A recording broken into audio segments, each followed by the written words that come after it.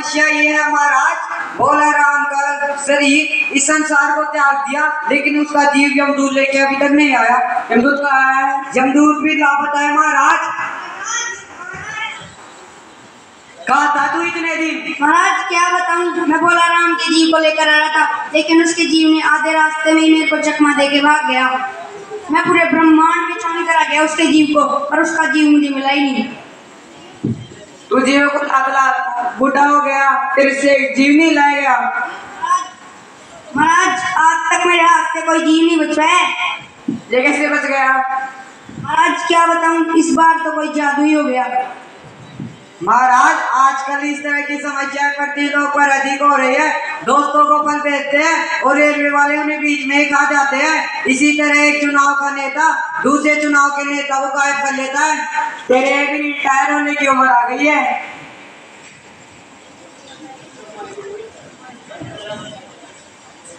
नारायण नारायण नारायण। क्या हुआ महाराज, ऐसे गुमसुम कैसे बैठे हो? निवास स्थान की समस्या नहीं हुई क्या? वो समस्या तो कब की हल हो गई। मैंने पिछले साल अपने यहाँ बड़े बड़े ठेकेदारों को लाया है। उन्होंने पृथ्वी लोक पर बहुत पैसा लगाया है। उन्होंने यहाँ बड़ी बड़ी बिल्डिंगें बना दी है। वो समस्या तो हल हो गई, लेकिन एक समस्या और हो गई। एक भोला राम का जीव था जिसने इस मूर्ख को चकमा दे दिया। आप भी कुछ कीजिए नारद जी, नहीं तो पाप पर बोलने का भेद ही मिट जाएगा। चित्रगुप्त जी, उसके ऊपर वो इनकम टैक्स होगा। टैक्स तो तब होता जब इनकम होता, वो तो भूख मरा था। मुझे उसके बारे में जानकारी दीजिए चित्रगुप्त जी। भोला राम उसका नाम है, 65 वर्ष उसकी आयु है। कच्ची बस्ती में रहता था,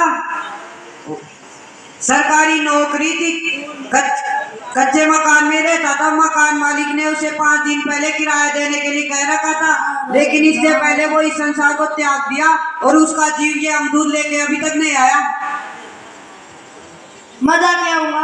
आप जाके क्या करोगे महाराज? उस मकान मालिक ने उसके परिवार वालों को निकाल दिया होगा।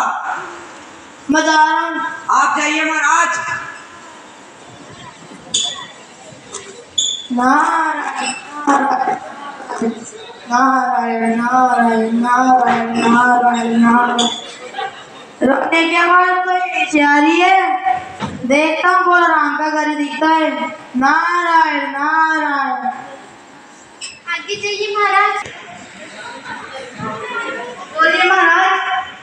माता भोला राम की क्या बीमारी थी? क्या बताऊं महाराज, बीमारी तो गरीबी की थी। 5 साल हो गए पेंशन पेटे पर अभी तक नहीं मिली। हर 10-15 दिन से दफ्तर के चक्कर काटते हुए प्रार्थना पत्र देते, पर वहाँ से कोई जवाब नहीं आया। और आता तो कहते ही विचार चल रहा है। इसमें मेरे सारे गहने फिर घर का सारा सामान बिक गया। घर में खाने को भी कुछ नहीं बचा, जिस कारण उन्होंने भूख व चिंता से अपना दम तोड़ दिया। अरे किसी से भी महाराज, प्रेम तो बच्चों से ही होता है। अरे नहीं, किसी बाहर वाली स्त्री से। आपका दिमाग खराब है क्या महाराज? वाला पंगे नहीं, उन्होंने आज तक किसी अन्य स्त्री को आंख उठाकर तो नहीं देखा है। माता आपका विचार तो ठीक है, कैसे कैसे मैं चलता हूँ माता। रुकिए महाराज। क्या हुआ माता?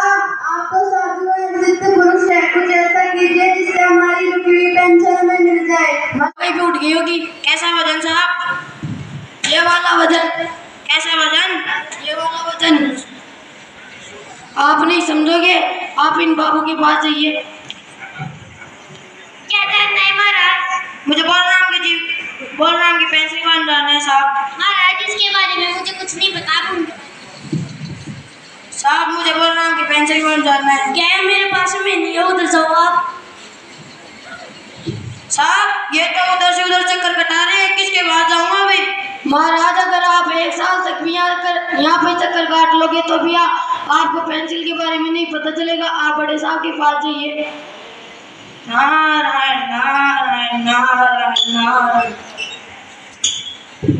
अरे महाराज आप कुछ ले आ रहे हो, मंदिर रही है, कैसे कर रहे हैं? आपको बात इसलिए रोका नहीं क्या? कौन रोकता? आपका चपड़ा जो खराटा लेकर सो रहा था। तो आपको क्या काम था? मुझे बोल रहा हूँ कि जीव के बारे में जानना है। आप क्यों इतने जारी बोल रहे हो? मुझे जानना है, आप बताओ। तो महाराज पेंशन ऐसे नहीं मिलती, उसके लिए वजन लगता है। कैसा वजन साहब? महाराज ये वाला वजन है। कैसा वजन? देखने में तो आपकी वजनदार लगती है। आप हाँ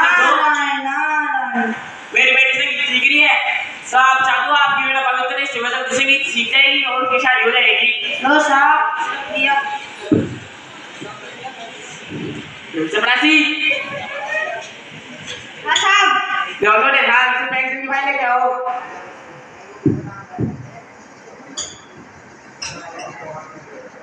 छोटे साहब पेंसिल की फाइल दे दो। लो साहब। क्या नाम बताया आपने? बोला राम। दोबारा बोलो। बोला राम। कौन पुकार रहा है मुझे? कोई पोस्टमैन तो नहीं?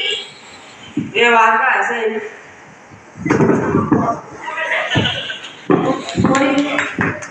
मेरे पेंशन का ऑर्डर आ गया क्या? बोला राम। हाँ। तुम बोले हो राम के जीवो। हाँ। तुम्हारा स्वर्ग में इंतजार हो रहा है। चलो। नारायण नारायण नारायण। यमराज जी, मैं आपने मुझे जो कार्य दिया था मैंने आपका कार्य कर दिया। धन्यवाद पाप और पुण्य में संतुलन बनाने के लिए।